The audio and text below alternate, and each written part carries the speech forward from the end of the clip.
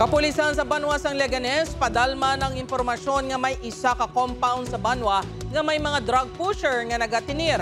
Si John Sala nakatuto. Naghaganhagan ang problema sa droga sa Banwa sang Leganes suno sa kapulisan ganigin kakibot ni Captain John Robles, hepe sang Leganes Municipal Police Station. Ang impormasyon nga may isa ka compound sa Banwa kung sa diin may mga nagapuyo nga mga nagaduso sang illegal nga droga.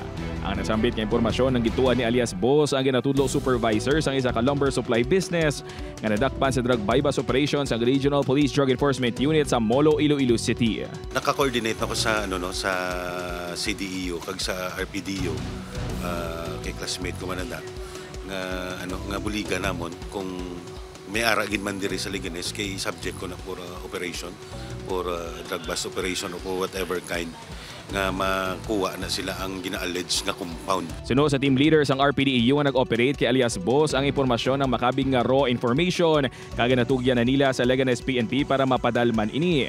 Santo sa manaysayon ni alias Boss, yara sa isa ka tuig na ini nga naga-star sa mga compound apang 2 ka bulan pa lang nga nagpakigbahin sa illegal drug trade.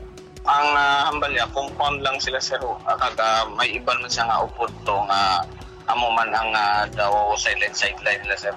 Pahayag naman ni Captain Robles kalabanan sa mga nagkaladakpan sa bypass operations ang Station Drug Enforcement Team sang Banwa ang lunsay mga pangayaw.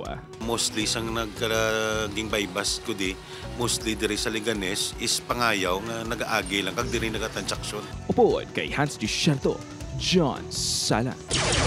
One Western Visayas.